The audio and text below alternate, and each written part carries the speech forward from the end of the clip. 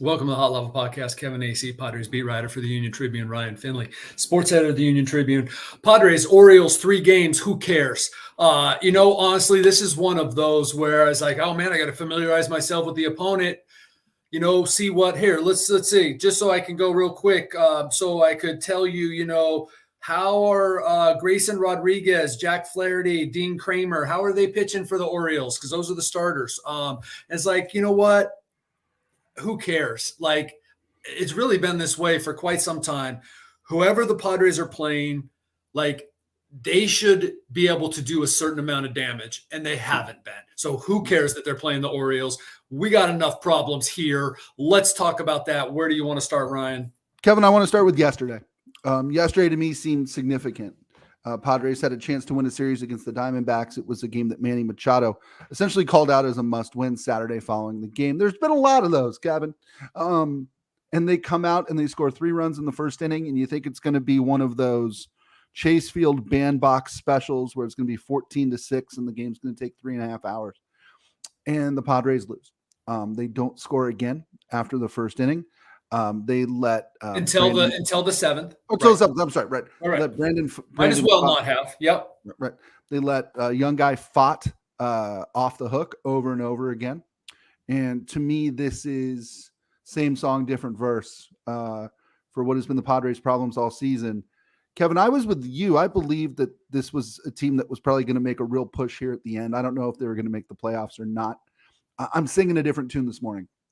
If you can't win a series in Phoenix against a Diamondbacks team that's reeling, I'm not sure you're a playoff caliber club. You? Yeah, I try not to ride.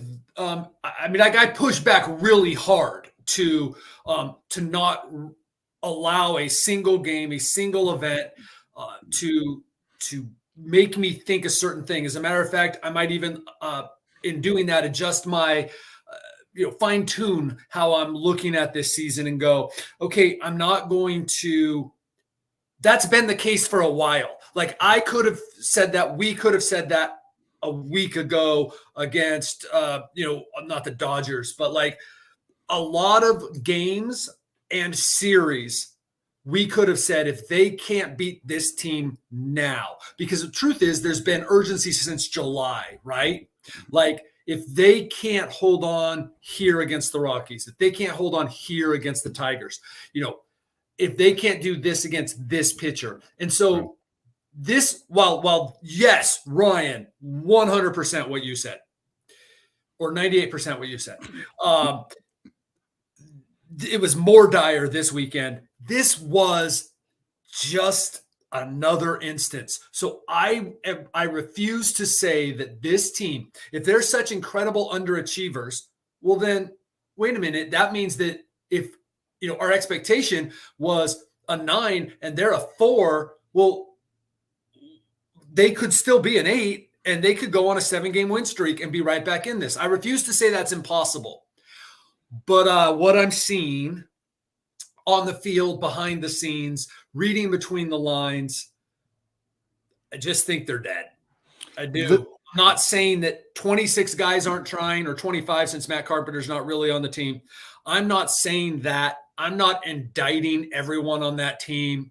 I'm just saying it doesn't feel like or look like or seem like a team that is capable of any sort of fight in September. The thing that frustrates me like nobody's business with this team is Friday.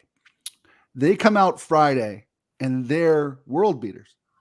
And yes, hey, they had a better pitcher. Maybe that's all it is. But they come out Friday and they are scoring early and often. They're driving in runs. There's a little hiccup towards the end of Friday night's game, but they hang on. They win. And they add on. Yeah. They add on. Right. You sit there and you go, well, yeah, this is what they should be doing every night. And then for 2 days after that, they go back to being the team that has driven its fans crazy lately. Inability to hit with runners in scoring position, leaking from a pitching standpoint when you weren't leaking for most of the year. To me, Sunday hit different. And I don't know if this means they're dead, but I think that I have made that mental switch now. This isn't a good team playing badly. This is a mediocre team that is inconsistent. This is a mediocre team that will play great one night and terribly the next. It's really hard to reconcile that too, isn't it? That you would stay, because the evidence says that you're correct. And yet there's Manny Machado and Juan Soto and Fernando Tatis Jr. And yes, Xander Bogaerts, and yes, Jake Cronenworth, and yes, Trent Grisham, and yes, Gary Sanchez. And I'm going down the list of, in order basically, of, from superstar to, decent supporting player. Yeah. Like, and you just look at teams where you talk about the pitching leaking. Yes. And what was it? Was it the off day on this trip that seemed like it was, 3 weeks and was really only 5 games? Right. Wednesday's off day. Yeah. Or Thursday's off day. Thursday was the off day. And I'll tell you why that you were confused, because the stupid wraparound series just still messing me up. Yeah. Last week against the Dodgers. And then the series started Tuesday, Wednesday, Seattle, Thursday off day. And I wrote about the offense, but I had a line in there about how the pitching, has been leaking, and it could end up being what cost them. Okay. Like I was referring to a game like Sunday. Like it could end up, that could continue, and it could end up being what cost them. Every bullpen leaks. Every starting rotation has times where they go through slumps or a guy has a bad game. Mm-hmm. But the reason that most teams, and when I say most, I mean the overwhelming most teams get on 5, 6, 7 game win streaks, is because their offense can pick you up in those moments. Mm-hmm. Their offense can do something, and this offense has it. And there is no way to get around it. You can lash out at Luis Garcia for not being good anymore. You can lash out at Nick Martinez for his inopportune bad pitches. You can, whatever you want to do. This offense is like absolutely what you look at and go, how? And it's an offense, Kevin, in the numbers, the metrics tell us this is an offense that is worse than the sum of its parts. It's so frustrating to me. They've kind of figured out the catcher position. It's August, but they figured it out, right? Trent Grisham has come back to, yeah, he's not. What's the opposite of coming back to earth? Yes, he has ascended a little. He's ascended to earth. Right, he has ascended to earth in that he is who he has always been. Juan Soto is who he has always been, right? I mean, you're looking. Yeah. They don't have these glaring holes like we talked about early in the season when the catchers were hitting a collective 140, when you had all these problems. It's just inopportune hitting. It's not being able to drive in runners in scoring position. It's not being able to add on. A slight example to me was even Friday, which what I thought was a pretty good game. You're going to your good relievers at the end of the game, meaning that you probably can't use them the next day, right? And look at that little chain reaction from Friday and how that hurt them Saturday and Sunday, right? To a certain extent, though, they had Hader up, but he didn't have to come in the game. They had Suarez up. He didn't have to come in the game. And then Avila picked them up yesterday. I believe that their bullpen being in good shape yesterday actually, prompted Bob Melvin, who, he can't win at all. Like, all I heard forever was he leaves starters in too long. Yesterday, he pulls Seth Lugo out after 87 pitches. And you're like, okay, well, gosh, that seems like a spot maybe you let Lugo go 100 or whatever. But, you not only have that Lugo, only has so much bullets perhaps, but you also have a fresh bullpen. And it couldn't hold on. Right. And it leaks. Yes. There you go. You brought up Juan Soto. Yesterday was the 8th time in his career that he was hitless when he had at least 5 at-bats. And it's like, yes, Juan Soto's been what he's been. Their offense is such that Juan Soto can't go 0 for 5. Like that happens, right? 10% of the times that he has had at least 5 at-bats, he's gone hitless. That's Mike Trout level, all right? That's, that's like really good players don't go 0 for 5 or 0 for 6, right? I did the research. Like that's very much what he does is very much consistent with the best players ever. So yeah, what I'm saying is, look, Juan Soto can go 0 for 5, okay, but he can't in this offense. Right. And he looked terrible yesterday. I'm not like that's not cool. Like that he had that bad of a day, especially like you said, they just let this fat guy off the hook. All second inning, third inning, fourth inning, fifth inning. Guy almost made it. He made 5 hits in the first inning. This isn't Max Scherzer. This isn't Verlander, who it's almost like a characteristic of an ace. Sometimes they get in trouble in the first inning and then go 7 or 7 2/3, without allowing another hit or something. That's not who this guy is. But that's what he did basically. Right. He got blown up in the first inning, leaves 2 runners on, gets out of it, and then 4 hits for the next 4 2/3 innings? Yeah, that's the thing. And Kevin, here's the thing. We're not unreasonable people. When you're lining up Rich Hill against Zach Gallen on Saturday, the outcome was about what I would have guessed. The pitching matchup is such that I'm not going to sit there and ding them for Zach Gallen shoving. Zach Gallen shoves a lot. It's why he's a Cy Young, if not favorite, then in the conversation. Caliber guy, right? That doesn't bother me. This team needs to win 60% of its games to be in the conversation for the playoffs. And if you can't win on a day when you're facing a rookie pitcher with a 7 ERA or whatever the heck it was heading into the game, what are we doing here? Did you see the Padres Daily today where I talked about all 3 of these Orioles pitchers? And it's Jack Flaherty, who they got from the Cardinals, has a 4.33 ERA. I believe the other guys are in the 5s, the other 2. And I was like, that's not who the Padres do well against. Right. They do okay, but they do okay against everybody.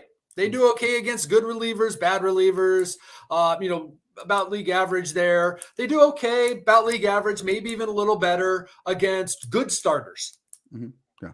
They don't jump on starters they should jump on. And that happens every once in a while. There's a reason, as Manny Machado is fond of saying, there's a reason these guys are in the major leagues. Right. If they couldn't get anybody out, then they would be in AAA. Right. But not with this offense and not repeatedly. That's the problem. So we've pounded on the offense. I don't know. Ryan, should we talk about Well, can I talk about Machado? What? Can I talk about Machado for a minute? Please talk about it. Your lead in today's Padres Daily, which again is excellent. I could sense the frustration coming out of my computer screen this morning from Manny Machado. You're starting to see a few more swear words dropped into his quotes. You're starting to see him. Really, I think this appears to be nearing a breaking point with him. True or not? Yeah, Manny can be a little prickly in April, but yes, for sure. He leans more where you're onto that, you're onto something, you're reading it correctly, is that he leans more into his cliches, he leans more into his dogma of it's baseball at times like this, right? Like when he talks Saturday about Zach Gallen, it's like, yeah, man, gotcha. Absolutely. That was my take too, right? What you said, Ryan, that's Zach Gallen. I will say this, the Padres' problem is they put themselves in a position where they can't afford those games. And that's really what you kind of knew was going to, if something was going to trip them up, if they were not going to, somehow go on a tear, it was that, you don't win every game in baseball. Right. And you do face Zach Gallen. So you can't afford those. And Zach Gallen was good, but they had some opportunities. Anyway, when he says that, Zach Gallen gets paid, Zach Gallen, Cy Young, blah, blah, blah. Gotcha, Manny. 100%. Man, when he comes the next day and he tries to lead with it's baseball or that guy's in the majors for a reason, sorry. I sorry. I know what you're saying is technically true, but you know what I'm saying is true. And that is that you guys should have beat that guy. Right.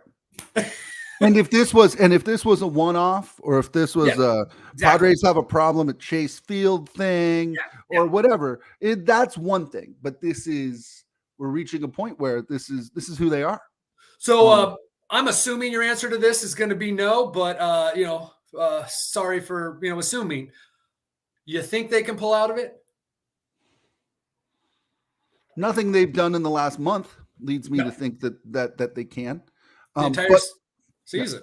but I look at Kevin. I look at the quality starts. I look at the run differential. I look at the numbers that seem to say that this team is unlucky. And I wonder if they're going to sort of revert to who they were always supposed to be at some point. But how stupid does that make me look? I mean, that's the thing about baseball, right? You are what your record says you are, especially after 100 and some odd games.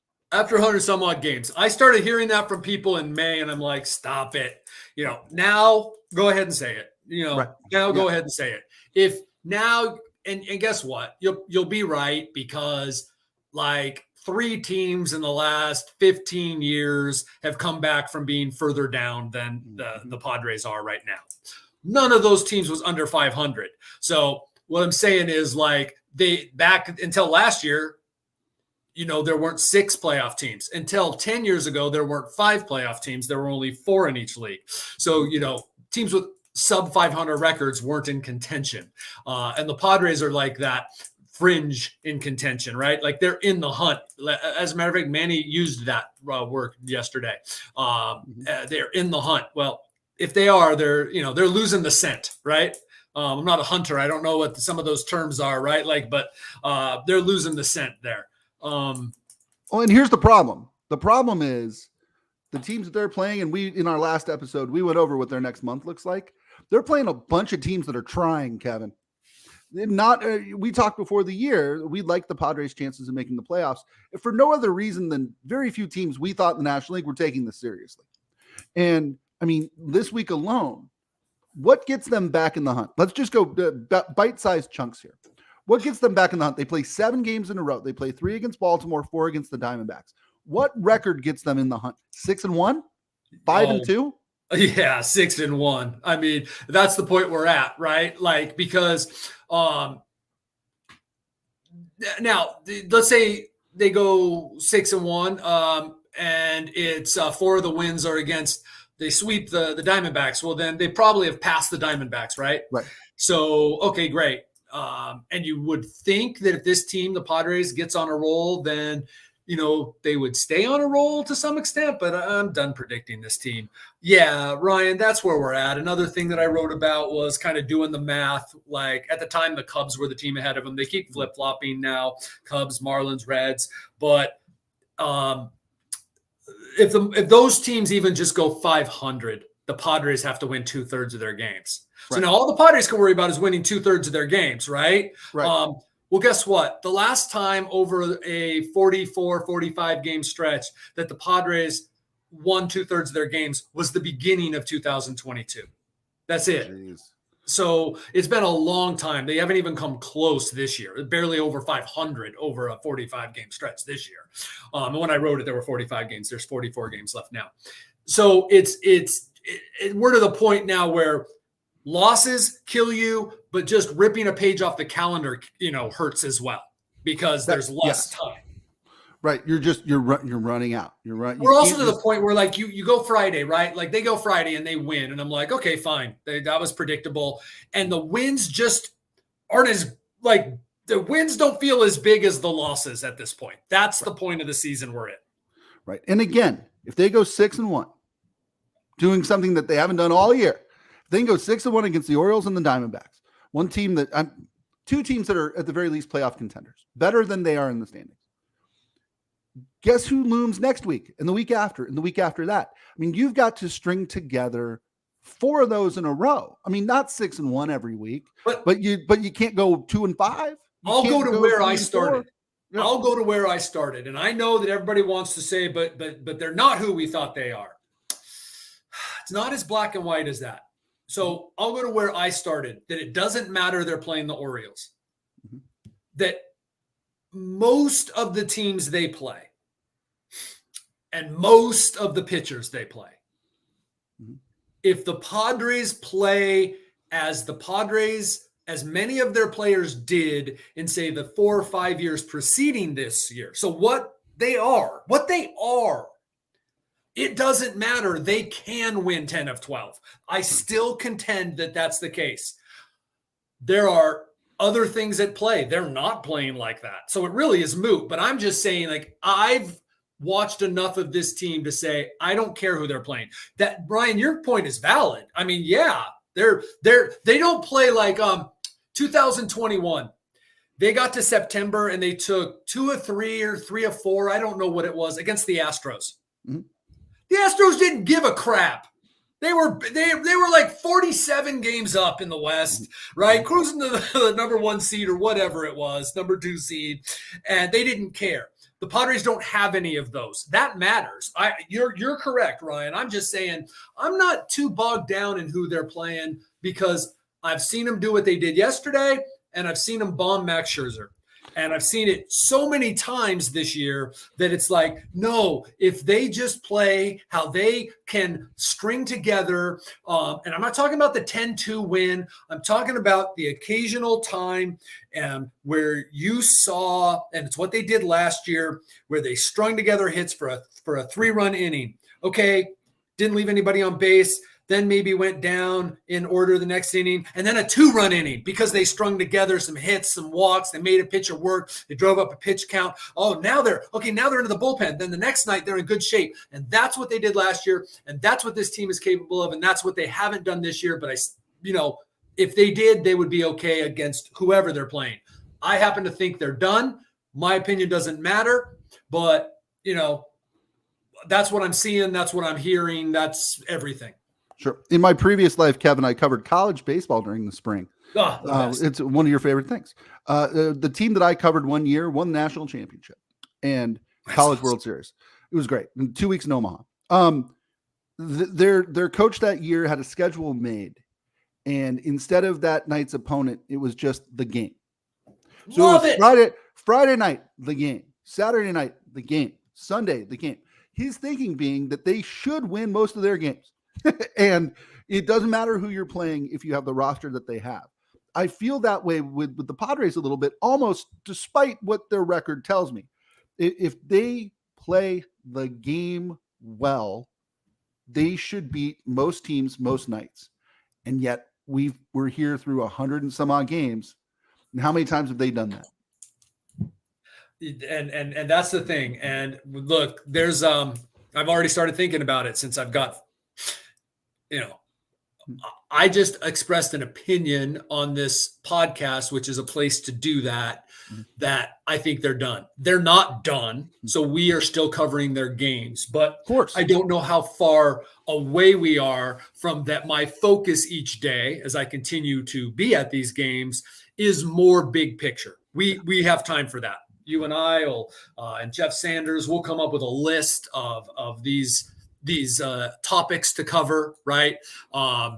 Because that's what you do when you are covering a team that is out of it, and you need to start looking ahead to next year and kind of also doing an autopsy one day at a time. And we'll get to that. For tonight, I'll be covering the game for the most part. Right. But there's a lot of reasons. I said all that to say, like, there's so much more to say about this team and why they're here and why everybody. The crazy thing is like, unlike 2021 where you saw it unraveling, almost like in June you saw the potential for it to unravel with the way the pitching was going, and then July, August you start to hear rumblings about clubhouse stuff and all that, and you kind of like, okay, it didn't matter that they were 6 games up in the wild card. You understood why it was unraveling. Mm-hmm. I haven't found anyone that really understands why this is happening, because that's just how confounding it is about this team. It's really, I think that's a big part of the frustration. It's a part of the frustration of covering it, and it's a part of the frustration of being on it, because they're like, we're better than this. We were mostly healthy. What we went to the NLCS last year with a lot of the same guys. So if there's like a chemistry thing, like, what's that? Like, yeah. Well, here's the thing too. A lot of times it's, hey, you're not getting the production that you want from a position player or from a position group. There's not even that, Kevin. Maybe first base. I mean, it's to me, that's as a longtime Padres observer before I took this job. Oftentimes you could sit there and go, well, they were crappy because their pitching was crappy, or they were crappy because Ruben Rivera was getting on the job training in center field, or because they called up Sean Burrows too early, or because so-and-so wasn't who you thought he was, or Jared Weaver walked away midway through the season, or we can go down the list, right? It's not that simple. I mean, if you could wave a magic wand right now and get rid of one of their regular position players for the best guy in baseball, I'm not sure they'd be all that much better or worse. Like, they've got all-stars at so many positions. Right. Like, I love that you said that, because, like, oh, you know what? I'm pretty sure they could fit Ohtani or Trout in there. Right. But I get your point. Like, would it make a difference on this team? Like if Jake Cronenworth isn't playing first base every day, but Pete Alonso is that the difference? Yeah, I get your point. Does that win them any more games? Yeah. I mean, it's so much bigger than one guy. That's the thing that for me, I have a hard time wrapping my arms around. It's not as if they brought in one guy and he's not who they thought he would be, and so they're bad. It's much bigger than that. And that's why this is going to be must-see TV, win or lose, for the rest of the season. It's really hard to believe that we're here. I've been preparing it, doing my notes, asking my questions for it. But in the back of my head, I still had, this will be like last year. Yeah. And it really doesn't look like it's going to be. And again, I say that with the caveat of still a lot of talent out on that field. And the thing that has everybody so upset, I think a lot of people would have tuned out even more if it weren't for the games like Friday. Right? Yes. If it weren't for the fact that, like, they lost the way they did on Wednesday, where they had the lead and then the big inning, and just those type of games that just kind of blow your mind, but they were right there to win it. Like, Daddy, you're right. It is must see. And it also shows you that they are capable of that. They're not like 2018, 2017, suck bad, no chance. No. In the end, they're far more disappointing than those teams. And in the end, the result is probably going to be the same. And in the end, the solution is more complicated. We could all agree in 2017 that they had no good players, and that the easy way to do that was to go sign good players. Yeah. Right? That's how Manny Machado ended up a Padre, right? Like, that's a conversation for later this fall, Kevin, is what the heck are they going to do with a payroll this size? And the core that's still there. So in one hand, and we'll stop here, but like in one hand, it's, oh, cool. Okay, you got your core. This is what we do around it. Okay, great. Mm-hmm. You can also look at the other way, like, oh boy, okay, well, got your core. They better perform better than they did this year then. Right. You can't really add to it. You can't add another $30 million a year guy. So these are your guys. Yep. Crazy. Kevin, I think we'll leave it there. One last thing, because I'm a glutton for punishment. I will be in the stands tonight, watching Padres play the Orioles. Pitching the kids? No. But Buddy in town. Buddy has tickets. The Kevin, the pitching matchup tonight. It is you, Darvish, and it's not Flaherty till tomorrow. Right. It is you, Darvish, and Grayson Rodriguez. 5.84 ERA, 2-3. Like I told you from the outset, did not do my homework on the Orioles. We haven't seen them in a while. Do know throughout the year, seeing highlight shows, reading about them, that there are a lot of storylines I'm missing, and that it really sucks that I couldn't dive deeper into them because I'm too worried trying to figure out this team that I cover here. So I do apologize for that, because I do think there are a lot of good storylines on this Orioles team. But for the most part, if you're listening to the Hot Lava podcast, you're far more consumed by the storylines on the Padres. Sure. I know three things about the Orioles: Adley Rutschman, Cedric Mullins. Sweet uniforms. That's all I got. I love the fact, here, a little story about Adley Rutschman. I love the fact that the day after he was drafted, we were there in Baltimore. It was a Manny Machado reunion, and you know how they bring that number one draft pick in, and and he's introduced to the crowd and all that stuff. And man, the Orioles were bad that year, right? I think the Padres even swept them, and the Padres weren't that great. And the way the crowd greeted him, and they're really good fans there, and then the way people were talking about how he was can't miss. I love that I got to see him on that day, because how many times do you see a guy like that and then that guy's nothing, right? You never see him again. It's so hard to make the major leagues, right? And it's so hard to be what people expect you to be and to match that optimism from when you were drafted. And I just think it's cool. Like, oh, hey, yeah, I remember when that guy was waving to the crowd. He was, just drafted. And now here he is, a bona fide big time all-star contributor to one of the best stories that I completely have missed in baseball. In fairness, Kevin, I don't think that the Baltimore Sun guy cares a whole lot about the Padres either. So no, but you know what? If they do a podcast, they are interested, as you and I have been on most of them, where we see what the opponent looks like. Right. But we just spent our whole time talking about how the opponent doesn't matter. Right. Absolutely. It still feels weird to me that I know so little about the Orioles. I was watching Mariners-Orioles late Saturday, and they showed a video clip of Adley Rutschman playing football at Oregon State and tackling Christian McCaffrey on a kickoff. So that's all I got. That's pretty awesome. That's pretty awesome. Yep. Well, that'll do it for this episode of the Hot Lava Podcast. Kevin, welcome home. 10 days in a row. It is the longest homestand of the season. Yes. Deep breath. We will talk Thursday when they open up a 4-game series against those Arizona Diamondbacks. So that'll do it for this episode of the Hot Lava Podcast. For Kevin Acee, I'm Ryan Finley. We'll see you next time.